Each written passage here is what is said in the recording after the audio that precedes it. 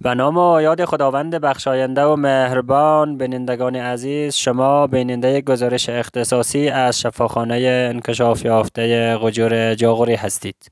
کار بتون‌ریزی فونداسیون تعمیر الحاقی شفاخانه انکشاف یافته قجور جاغوری امروز شنبه 15 سنبله 1404 خورشیدی که مطابق است با 6/9/2025 میلادی با حضور شورای صحی شفاخانه، نمایندگان مناطق اطراف، بازاریان و پیمانکار مسئول رسما آغاز گردید.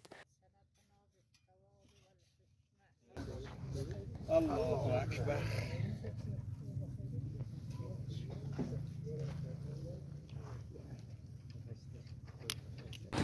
دیگه فعلا امروز که کانکری ریزی سپلا و فونداسیون را داریم.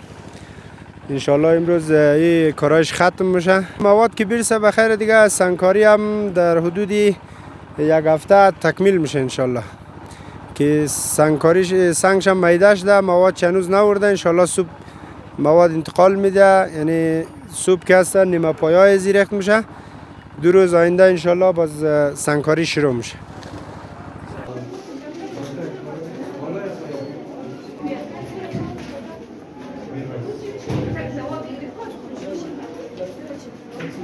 به دلیل ازدحام بیش از حد مریضان که روزانه حدود 300 تا 600 مریض در این مرکز مورد تشخیص و مداوا قرار می گیرند، مسئولان لازم دیدند تا پلیکلینیک الحاقی در کنار تعمیر اصلی این مرکز علاوه گردد.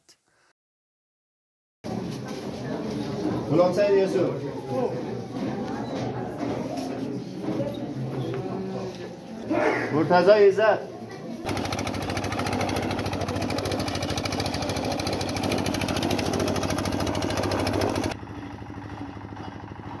این تعمیر الحاقی به تلاش و هماهنگی حاجی باقر محمدی و حاجی قربانی بیک و کمک مالی یک خیر به اسم صالح احمدی عاشور مطابق نقشه مورد نیاز و به صورت معیاری در سمت غرب تعمیر اصلی اعمار می گردد. باز اتاق عاجل که رفتیم در یک بستر 3 نفر خوابیده بود. باز آقای نوری پرسنل شفاخانه وقتی تداوی نداشتن، همهش مصروف بودن. پروژه رو شروع کرده که بعد 3 ماه انشالله تکمیل شنه، امی زحام کم شنه.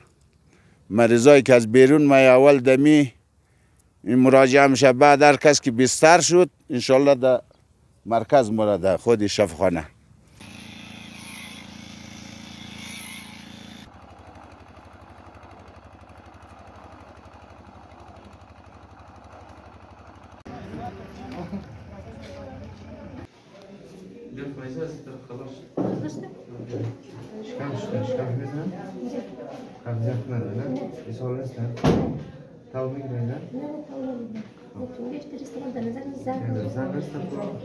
این در حالی است که تعمیر اصلی این شفاخانه و مسجد جامع بازار قجور جاغوری نیز به کمک مالی این خیر نیکنام در بازار قجور ولسوالی جاغوری به بهره برداری رسیده است.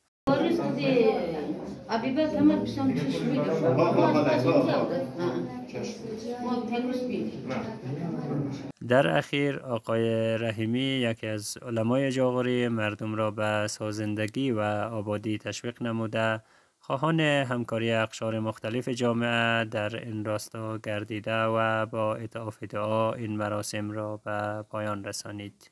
هر فردی و هر ملتی که 2 روزش برابر باشه او تاوان کنه. باید هر روزی که مگذره باید یک قدم به طرف ترقی و طرف رشد باید عقب حرکت کنه. بنابراین مو دیگه همونطور که امامان معصوم میگه که برای دنیا طور کار کن که گویا همیشه زنده ای و برای آخرت طور کار کن که فردا ممرین. حالی کار دنیای مایه. ما در دنیا نیاز به صحت داریم، به شفاخانه داریم، به دکتر داریم. توفیق برای کسانی که در این شفاخانه شب و روز تلاش میکنن، زحمت میکشن. خدایا توفیق خدمت بیشتری برایشان عنایت بفرما. عواقب امور ما را ختم به خیر بفرما.